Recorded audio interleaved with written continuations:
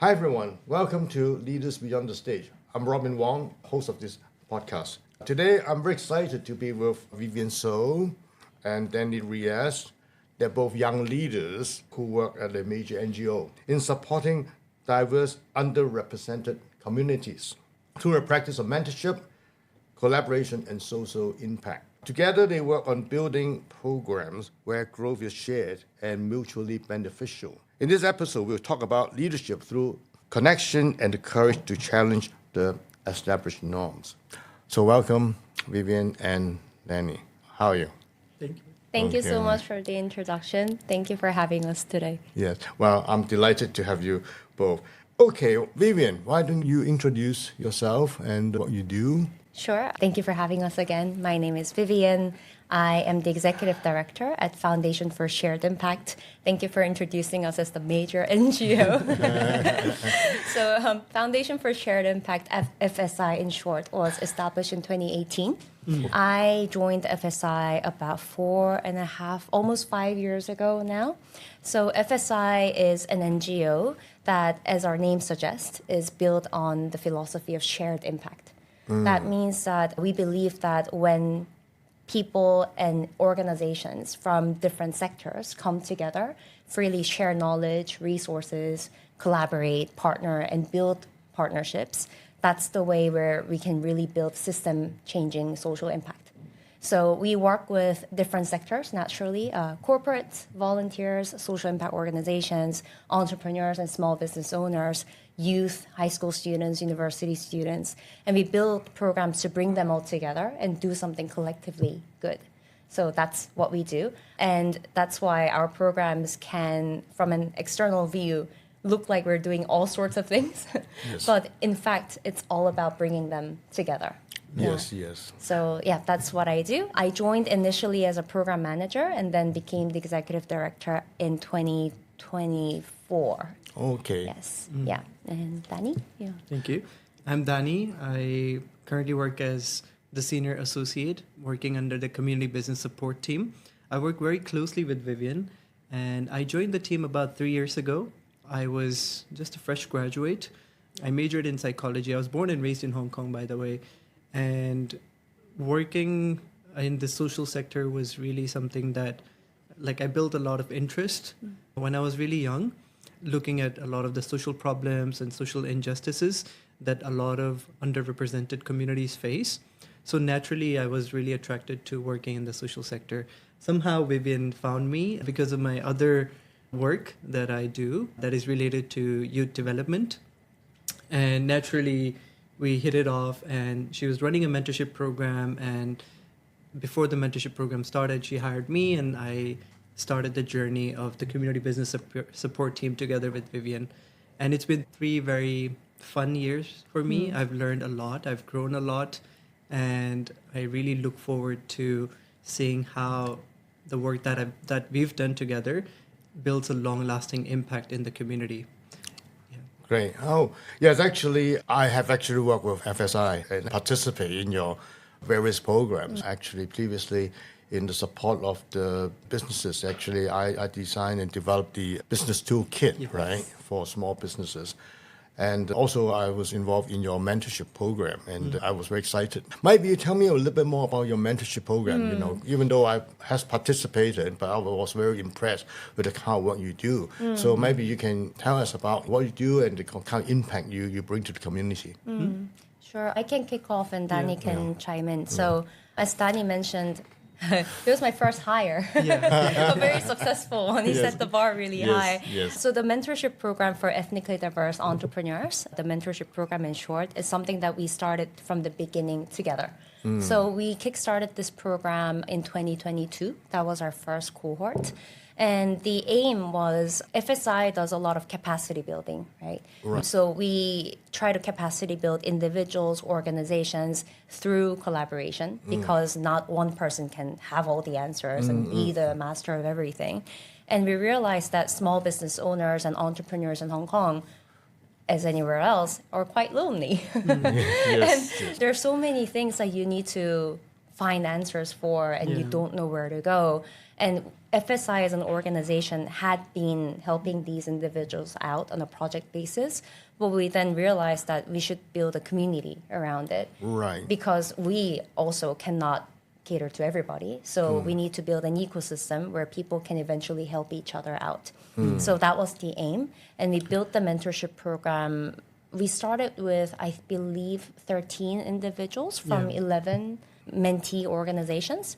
And we stayed at that size. This is our fourth annual cohort now, but we're still at about 10, 12 mentee individuals because we really love the deep relationships we're building. Maybe, Dani, you can share a little bit more about what we do at the mentorship program. Yeah. Sure. So during the 6-month journey for both the mentees and the mentors, as well as the coaches, we do a series of workshops that are related to business development. And sometimes it's also related to their own personal development. Some topics would include like social media marketing, resilience, and leadership as well. We touch on these topics. Right. More often, we also, I think, throughout all the mentorship programs that we've done, we've always done a pitching session. How to pitch your business. Because I think that's also really, really important and one of the fundamentals for a lot of the mentees organizations. Besides that, when we actually kickstart the journey, we do a lot of meticulous planning to make sure the matching is so important. Compatible. Yeah. Yeah. I think that is really one of the most important things that we have to do, making sure that both the mentees and the mentors, their expectations are met, their goals that they have for the mentorship program are aligned, and also the experiences should be a little bit shared so that the mentee can benefit the most and maximize all of that time. So that's part of it. And then we have a series of workshops that sort of facilitates knowledge sharing, discussions amongst other mentees and mentors. And throughout that period, we also ask the mentees to seek for support from FSI, and they can do that through having business consultations with us. And usually Vivian and I would do those business consultations. And through that, we identify what are their pain points, what are their bottleneck issues, and how can we solve those issues through the shared resources or knowledge that we have. Most of the time, we have a lot of business toolkits, including the one that you've developed. We usually just share that with them first as a knowledge piece. And when they need more direct support, then we would actually utilize the support from our team as well as the interns that are working with us. And we assign those projects to those interns or the team. And slowly we work together with the entrepreneur to help them solve those issues. Yeah. Great. I think that covers pretty much all. Well, I was very impressed when I only have limited exposure to FSI, and I have not really fully grasped the whole spectrum of your support. And you mentioned connection, because I think it's so important, as Vivian said, sometimes even for myself and now I'm consider my entrepreneur, I'm retired, but I do have a lot of work I do into some coaching and mentoring work. And there's a lot of times that I do feel you need to talk to somebody. And also maybe there's certain aspects of the skill set that I'm missing. And you'd like to share some stories, how actually some of the entrepreneurs can make full use of your connections and network, and then how it actually help their organization. Sure. So most of the mentee organizations or individuals that come are at very early stages. Right. Some of them are not even registered yet. Yeah. So they join the program to use the community as a sounding board to develop maybe prototypes, try to do market research, develop some samples, use the community to test those out, and then eventually develop something. So we have all different types of organizations. So we have a lot of stories. Actually, if you come to the FSI website, there's a lot of impact stories that you can read. Right. But let me give you a couple of examples. Okay. We have a couple of retail businesses that started from home and then eventually growing out. Yeah. For example, we have an amazing Filipino couple, the name's the BLOMSTRE team, a soy candle company Right. that started literally at home. They were crafting hand-pour soy candles in their living room or bedroom, I forgot. And then eventually, they were our first cohort mentees. And through that mentorship program, they met a mentor who inspired them to start renting out an office space and properly kind of separating the home business to the work. And then they started running workshops, starting developing corporate B2B relationships. And then they grew their business starting from that year very successfully. And they're now both full-time entrepreneurs. Back then they had to do it on, I guess, side hustle as a part-time. And they're now coming back as a mentor. Of the program. Yes. Like that's the kind of a full circle story that that proves that our program works. Yes, right? yes. And we don't take credit of all of that. It's really the community, it's the mentors, it's the coaches, it's the peers that did that. But they really use the community well to get resources and ask for help and get the right people to kind of accelerate their step by step. And eventually they grew and they want to come back and give back. Wow, Yeah. that's an amazing story. Because I think sometimes they say matching is so difficult. I mean, you have mentor who has gone through that whole process, right? From starting, from prototype all the way to actually running a business. And that kind of experience is not easy to get. For me, even though I've been in corporate for a long time and now but now actually working as an individual is a very different experience. And having a mentor who actually start from scratch, all the way to building it, that experience sharing is very important. In your experience, what has been the biggest challenge for many of these entrepreneurs from the startup to make it to actually become a business which is self-sustaining? Oftentimes in Hong Kong, a lot of the ethnically diverse small business owners or entrepreneurs, or even underrepresented entrepreneurs, would face a lot of language barriers, Yes. as well as accessibility to resources. Yes. So in Hong Kong, there are abundance of opportunities and resources for small business owners and entrepreneurs. There's a lot of startup fundings that you can apply for, whether it's through university, whether it's through Science Park or Cyberport, or even some private companies. However, the access to resources and opportunities sometimes is limited for people that do not speak the language, let's say, that do not speak Cantonese language.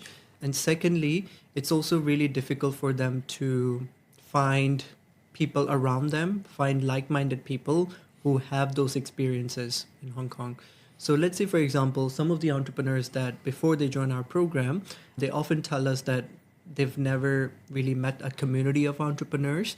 They don't feel a sense of belonging to a particular community, and they often feel very lonely in their journey. So a lot of that also puts a lot of pressure on their well-being, and they really have to be more resilient. But to become more resilient, they have to overcome some of the challenges. Right. And overcoming those challenges does really need people. It requires community, it requires people around them who can listen to their issues, listen to their challenges, and keep them motivated. So I think a lot of the time in Hong Kong, it's really about the limited accessibility to these opportunities and having like-minded people or finding the right community before you kickstart that journey. So I feel that was some of the common highlights of what we've heard. Right. Just to add a little Yes. bit on that, I think the difficult part is finding a leader or a role model that entrepreneurs can look up to, but not somebody who is far away. Not somebody who's 20, 30 years and is already established and running a big conglomerate kind of a leader, but somebody who's relatable. I think that's really the key success factor of our mentorship program, because Right. when we find mentors, we're looking for people who are 2-3 steps ahead. Yeah. So not somebody who is a dream, but somebody who's lived that experience just now, fresh. And they have relatable experiences and relevant connections and resources to share. So I think matching mentees, mentors in those ways, and on top of that, giving mentees an access to coaches, personal coaches who are professionally trained, the mentees realize that they have multiple people around them where they can learn different parts Right. from. So it's not just one person. Even if we do the matching one-on-one, they get access to these group of people who are ready to share all these very relatable Yes. experiences. And I think that is why the mentorship program that we built tackles that very problem that the challenge that they face, the fact that they Right. don't know who to go Right, to. right. But now they come here to the community where they can access multiple of those opportunities. Yeah. I think that's very powerful because I think I also been participating some mentorship program and some are very good and a lot of them are also very good. But I think what is unique is that you have this community that a mentor might be good in quite a lot of things, but he's not good in everything, right? Exactly. So you have a community that areas you think, okay, I can refer, Yes. somebody who is more knowledgeable in certain Right. areas, then that he could refer, Right, right? right. So I think that is really, really great. Right. Sometimes mentors who we recruit, because when we recruit mentees and mentors, we do so much individual interviews and chats, Yeah. right? Yes. We try to build that personal relationship. And a lot of the mentors that we try to recruit, sometimes we reach out and they'll be like, am I ready? Am I capable enough? Do I have enough experience to Right. be a mentor to someone? Right. And you'd be surprised. We always tell them that you'd be surprised how much you can give. Yeah.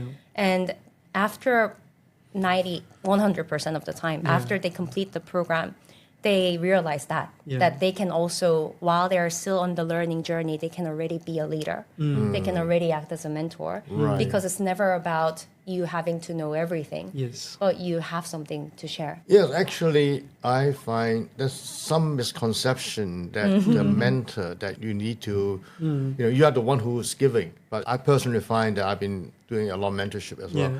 And every time after each program, I learned a lot more myself. Yes. I mean, it's just you, giving. Yeah. You're actually receiving sometimes even more than you give. Yeah. So Exactly. that is great. So, in your opinion, what makes a great mentor? That's a great question. I have from my experience, I think, as I mentioned, oftentimes a lot of the entrepreneurs, they don't really have a like-minded person or somebody who can believe in them, who can trust them in their journey. So for me, I feel like a mentor should really possess good listening skills, or at least really try to listen to their mentees, try to really understand where they're coming from, try to think from their perspective. So I feel like some of these soft skills are really essential to becoming a good mentor. I think one key skill of a good mentor is quite similar to being a good manager, I think. I Because see. you need to help the mentee from like a bird's eye view perspective. Yeah. Because a lot of the mentees are very captivated in like all the to-do lists, right? Very difficult to prioritize because everything seems very urgent. Everything seems to be requiring equal amount of attention. But a mentor who's kind of gone through that process, being able to step back and give a wider perspective, a roadmap kind of perspective, right. and giving that perspective to the mentee to help that mentee prioritize tasks and have a more, how do you say, like a step back and yes, review the whole I think situation. being able to do that, it is a great skill. That I they agree. use. I think I have an example there. Like sometimes some mentors, like for example, a mentee is really urgently trying to set up their business. Right. Maybe they really want to get the business registered so that they can make their first, let's say, payments or receive their first payments. And in that case, mentor would understand that, but maybe, he would also just blindly follow what the mentees want to do and just help them accelerate that process. But sometimes having that bird's eye view is really helpful because there might be some elements that are still missing. There might be some pieces to the puzzle that still needs to be fixed. So I think what Vivian is trying to say is it's not just about finishing. Ticking off the boxes. Yeah, it's not just about ticking off a box or Yeah. finishing a task, Yeah. but it's really about whether that task actually fits into the roadmap Right. at a feasible timeline. Right. Yeah. I think that's great because my experience is that I might not know everything, but if you, first of all, you need to gain the trust of the mentee so that they really want to share their important. own, That's really important. own anxieties or the areas when they're uncomfortable. And I always tell them, don't mind me asking silly questions. I always say, that, well, I'll be the devil advocate to just ask you things that I just thought you might not be aware, giving them some ideas about the potential blind spots they might Right. be missing. Actually, do you think mentorship and coaching are the same or they could be different? Because there's a lot of discussion on that. Yeah, that's also a great question. Yeah. And for bringing that up because I think that also is a part of our program that's very unique, Yes. right? So each mentee gets a mentor and a coach, and we do that because they provide different kind of support. And this Right. is something that I think we learned through the experience ourselves too. Yeah. Before the program, we've never been coached. Yes. We didn't know much about coaching. And how different it is from getting a mentor. How our program's designed is mentors are seasoned entrepreneurs. Right. So they're the people who have the business relationships or connections and resources to share. So what they provide and what the mentee should expect are practical tips, advices related to growing their business. Right, right. I think a coach and what support they provide through our program is they could be for business coaching as well, but coach never advises, right? Yeah. Right, yeah. right. They're the people who asks the right questions. That's right, that's right. Help mentees find out where the blind spots are. Yes, yes. Kind of thinking partner, also, well, thinking guide, I would like Yes. to say. Yeah. So the scope of the topics that they discuss is much broader. Yes. It's not just growing the business, but it's more like being an entrepreneur. Yeah. Being like living a life as an entrepreneur. Right, right. Right. So it could be personal also. Some of the conversations could be personal development related. But I think they provide much deeper perspectives on the purpose, the values of the mentees, why they are choosing to run this business, right? So it goes sometimes way more deeper personally. Right. And they would make use of these coaching sessions to ask themselves these deep reflective questions that sometimes if you're so stuck on delivering your tasks and ticking off boxes, you don't really get to have that opportunity. Yeah. So mentees always come back to us. I think about 90% of the mentees had never had coaching before they entered this program. Right. And after 6 months, they always come back to us and say, it's the first time that I've done this. And it was the first kind of experience that I've done anything like this and gotten this kind of support. And it's been mind-blowing. It's been changing my perspective in a long-term way. Yeah. So there was a mentee, Mahum. She joined our mentorship program twice as a mentee. The first time I think she joined like in the middle of the program, so she didn't get a full support. But in the second time that she joined, she had a coach, and while she was sort of navigating how her business structure should be and what are the main pillars of her business is about influencers. So she's creating an inclusive space Right. for small KOLs in Hong Kong, Okay. key opinion leaders. And before she started that journey, she had a lot of experiences with a lot of different people, and a lot of those experiences were not that positive for her. So when she had a coach, the coach really helped her shift her mindset to focus more on her own well-being, on her own self-esteem and self-discipline. I think one of the things that Mahum really learned out of that coaching journey was self-discipline, and it was also related to her health. So somehow during her coaching sessions, she said that I really want to commit to doing a sport. And then she started swimming for 90 days straight. Right. Yeah. And that was because, like, she told me that was really because of her coach, that she really changed her mindset and perspective to know that she's capable of doing something. And she started swimming for 90 days straight. Wow. So it's more than just the business. Yeah, it's really more than just the business. Although this one, just for our records, we should probably check with Mahum Yes, it is. if it's okay, because the basis of coaching is it has to be confidential. Yes. Okay, So yes, even like yes. FSI as an organization, Yes, as a of course. host organization, Yes. we don't ask the coaches or Yeah. well, we're friends with Mahum, that's why we know.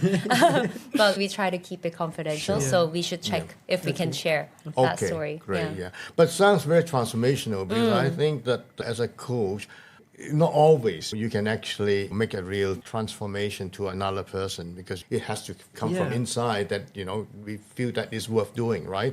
The program you do is that you actually have a mentor and coach, it's two separate. A lot of people wearing both hats, right? And sometimes it can be confusing because people say, oh, are you a coach or a mentor? But the way you structure it so that it really gives some clarity, right? So do you have a mentor previously, each of you? Yeah, I have multiple mentors. I need multiple mentors Right.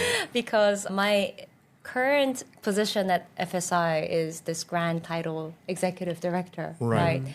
that also means that I don't have a manager. All right. Right? I don't have somebody that directly manages, these are your KPIs, these are the tasks that you need to do. So I need a lot of mentors to give me those different perspectives on how do you be a good manager? How do you be a good people's manager? How do I develop organizational strategy? Sometimes the mentors are from our own board members. Yeah. Right. Yeah, but sometimes people that I meet through the programs that we run, right, entrepreneurs, and sometimes they're from just random cross-sector connections that we make, and we always, for me, I always try to identify mentors with different strengths. Yes. I don't always model after necessarily everything, Yeah. Right. but I think observing how different people use different leadership styles to lead their team or organization always gives me something to learn about. So, yeah, I voluntarily park a lot of time to do those regular coffee catch-ups. I see. Yeah. Well, I think it's so important Yeah. that a lot of times that I watch a lot of YouTubes, people about the criteria of success and interview some successful people. And every one of them all mention one of the main reasons they become successful is they have great mentor. So I personally think that I did quite well in my corporate journey. And I think one of the main reasons because I met one great mentor who's willing to guide me, teach me, and show me the ropes and how I can progress within the organization. You know. So, Vivian, you are relatively young and you progress well in your organization. I'm not sure if I still qualify. Well, you look young. Thank you. That's a relief. So, can you give some tips from your perspective? If you work in corporations and getting into a rut, not sure where to go, how can you help yourself continue to improve and progress? I think for me, because I also have the corporate experience. Yes. That's where I began my career. Yes. And then I moved to the social sector. And I think when I made that transition, that was a big, those couple of years was a period where I struggled to find out what is my style. It was a really long journey of finding what I'm good at, what I'm not so good at. And that period was, I think, very essential in learning what kind of leader I can be. Because I think one great thing about being in a corporate and a big organization is their structure. Right. So there's certain expectations laid out what it means for you to be a good leader in this organization. Right. But I think a lot of, especially in the social sector, because we feel way more personal and the work-life balance is no longer there. Yeah. We're so attached to, in a good way sometimes, in the way that you work. So what you do feels like who you are. Yeah. And I think going through that journey, a lot of people that I see and meet in the social sector, they also go through the process of, you know, what I do defines who I am. So what am I good at? What am I bad at? Working is the journey of finding that out. Yeah. So I think, because you asked for tips, right? Right. I think just recognizing that you need that years of time. It's never going to be a quick answer, but just knowing that you do need those couple of years of time to identify your real strengths and knowing that you don't have to be good at everything. Yes. Yeah. And knowing what you're not so good at, so you know which teammates to find. Right? That, I think, is a really important learning that I learned. I see. Yeah. That's why also I feel really blessed that I have Dani as my teammate, because we have very different strengths. I see. And I think in the beginning, honestly, in my norm, right, in my previous norm, I think I wanted to find teammates that are similar to me, because it might be easier to work with people who have similar working styles. But then I realized that it's actually strategically better as an organization to find somebody who has very different strengths, very different perspectives. All those potential clashes of perspectives, they're all like opportunities for growth. So like actively seeking out those opportunities where you meet somebody who knows things better than you in some ways, where you might feel vulnerable, but actually that's what you should be aiming to get. Right. Yeah, I think that's the perspective that I would want to try suggesting I see. to leaders. So it's so important to be self-aware, right? Yeah. To Yeah. be why your strength, weaknesses, Yeah. and where are your passion, right? I mean, Right, where do you right. want to go? I mean, then you would like something to add on that from your perspective? If you could, because Dani yes. does a lot of work mentoring and nurturing young people. Oh, yes. So I think he has a lot to share on that. Yeah, that would be great. Yeah. Yeah, thank you. So, for me personally, going back to mentor, there were a couple of mentors in my life. So, for me, my life also sort of changed when I was in high school. I wasn't that clear. I wasn't very self-aware of who I want to be. I knew I had a few strengths, and a lot of my strengths were related to empathy, active listening, giving back, being involved in the community. I really enjoyed those moments. And up until I started joining some NGO programs, and I found a mentor who was a social worker, and she was also a leader, leading a community center. She was the center in charge. And she really gave me a lot of hope and a lot of opportunities. And from that moment onwards, I knew that I really wanted to learn more about the behaviors, the attitude, the values of people. And naturally, I started studying psychology when I was in university. And during that time, I was very active in community volunteering. And while I was volunteering, I often saw that a lot of young people, they had a lot of potential. They had a lot of potential. However, they did not have a role model. As we mentioned previously as well, for entrepreneurs, having a role model is also important. But for young people, it's even more important to have role models that are relatable to you, that have lived those shared experiences, that have been through similar challenges. And so since 2019, I joined a youth-led organization called Project Empowerment. We also did a lot of mentorship programs for secondary school students, matching them with university students who've lived shared experiences. And the goal was really to help them navigate their personal development. The first step is always self-awareness. Like, who are you? And what are your strengths? And how do you feel about your strengths and your Right. values? And I think all of that is really, really important for anybody. I think a lot of young people who miss that opportunity would face a lot of difficulty. And when they're in university, even then, they would look for such opportunities to know who they are. Right. So I think it's always really important to start from, I would say, like 15 years old. That's really the time that you should start thinking about what are your strengths, what are your values, who do you want to become, not just living from the expectations of your parents or the norm in the society, but really what do you want to do when you get out of high school or when you pursue your further education? What do you really want to achieve out of that? So for me personally, I think from 2019 onwards, I've been very, very involved in shifting the mindset and perspective of young people and actually nurturing them and guiding them to find opportunities to achieve their own potentials. And fast forward to 2025, I've run 6 different mentorship programs, and throughout that experience, I think I gained a lot of leadership opportunities. I started nurturing and leading a team of about 12 executive committee team members who are all volunteers. And actually, all of this past 6 years, I've just been volunteering my extra time that I have. And because of that as well, I'm able to excel in the community roles that I'm holding and at FSI, at other places as well. And one of the things I wanted to mention was when I joined FSI, I really learned a lot about how leaders have unique styles and unique traits, and how those traits and styles can influence the people that you work with. So I would say, like, I've been very influenced by Vivian's leadership skills. Yes. And because of that, now we naturally have this bond that we have great trust. We know how to be authentic with each other. When I'm down, she'll cheer me up. When Right. she's down, I know that I need to support her in some way. You, being a leader, you also need to give other people a chance to become a leader. Making sure that they also have that opportunity to lead something. Yes, Whether yes.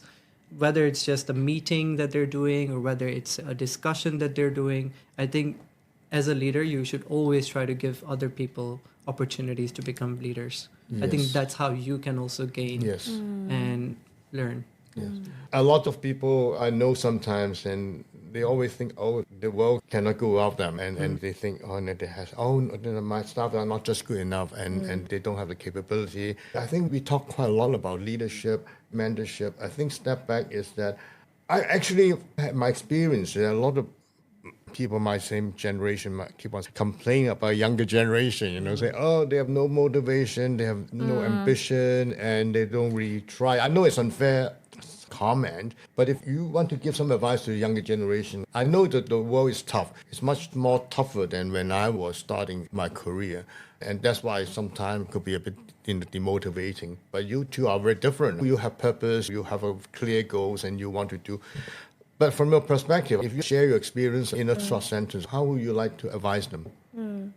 I think it's very in line with what we so far discussed. Yes, but first to clarify, we're from different generations. I identify as a millennial, and I am. Yes. But you're the Gen Z, I'm the Gen Z, right? yes. Yes. I try to become the millennial. I think amongst my friends, or growing up, I was relatively mature for my generation. I think that's because you have siblings. Yes. Who are older. I have actually 6 siblings, including me. So I think that did Yeah. help I also me have a lot. very millennial elder Yeah. sister. Yes. So yes. yeah, but just clarifying that. But looking at the younger generations who might feel at times a bit hopeless or helpless, not sure how the world can be a better place. I think that ultimately goes back to things that Dani discussed, where we need to try finding the purpose within ourselves. So like each of us having to have like, what is my purpose? Not thinking about what the world expects from you, but what do I really want to do? What kind of impact do I want to make in my life or in others' lives? No matter how big or small or ambitious or easy they're to achieve. I think having that, just going through that process is important. But I think one suggestion I would like to make is that purpose doesn't have to be so grand. And you don't have to have one life purpose that stays throughout your life. Yeah. Those can change, those can transform. You can accomplish one and move on to the next one. I think that's completely fine. But just trying to find something that you live for is quite important. And something that is not swayed by external conditions. I think that would be quite important. Yeah. Do you?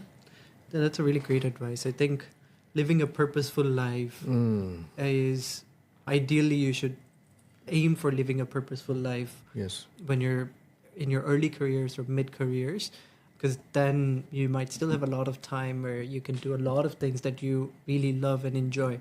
But sometimes for a lot of young people, it takes a lot of time for them to find a purpose, and it's completely normal. I think what I've seen is people, as you mentioned, like there doesn't have to be one life purpose. There could be different life purposes, and you might not know which life purpose you want to prioritize or which life purpose you're trying to achieve.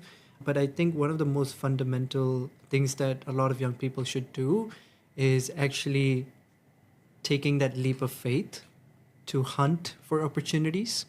So taking opportunities is the first thing, and actually trying their best to actually putting effort and taking small steps and actions.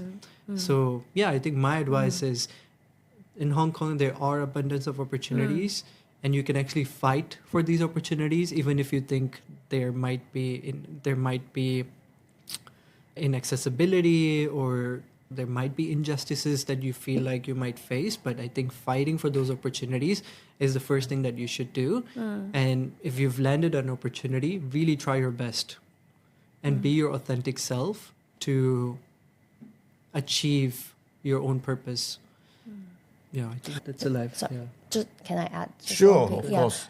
I think the reason why Dani's suggestion makes sense in this world is because of social media, because of the internet, because of AI. Yeah. There's too much information. Yeah. So I think there's oftentimes too much suggestions from the external world on how you should live your life. Yeah.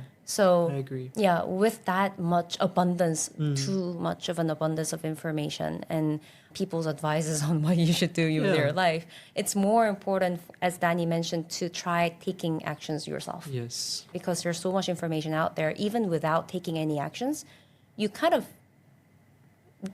imagine different possibilities already, right? Yeah. You see so many options of, oh, this person lived that kind of life.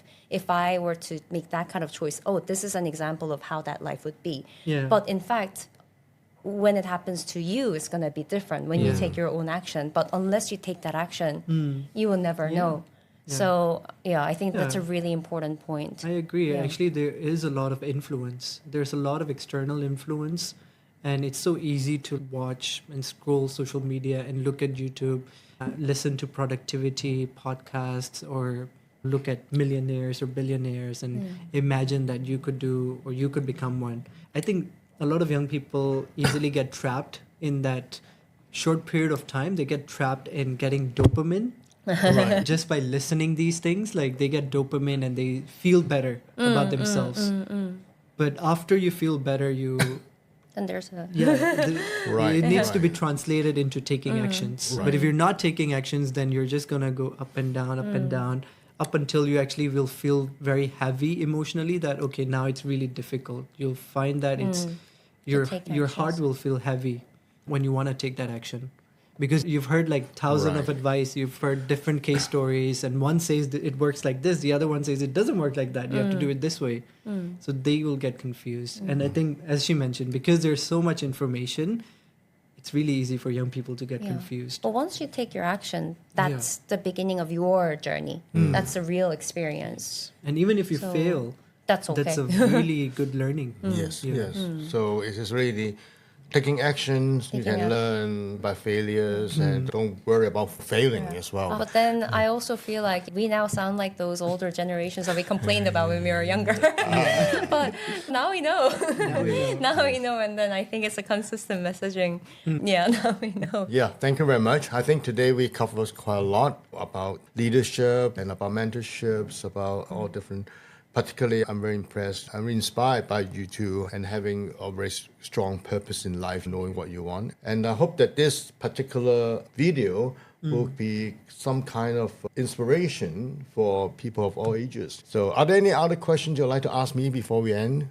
You've spoken to a number of leaders. Yes. So, yeah, we want to know your tips and advice for leaders who are, because we are growing leaders, right? We're just finding out what kind of leader we can be, Right. how we can grow more. You've probably seen so many leaders who've gone through that maturing process. Yes. So would you have any advice and tips for those leaders who are budding and growing? Well, every successful leader or people I look up to, they're all different, right? And a different style. And they all have their strength and they also have their weaknesses. So sometimes you tend to overblown a guy who's, he's so successful. And you think, because he is famous and he is successful and he's good at everything. But in reality, it's not. I mean, everybody has their own failings. So I think the idea is, yes, by all means, have role models. And most importantly, know yourself. As you said, be aware and be authentic and true to yourself. Live a purposeful life. That's all it matters, That's great. You have any Okay, questions? that's finished. Thank you. Ah, Thank you so thank you. much. Well, almost an hour, I think. Wow, that was fun. Yeah. Thank you.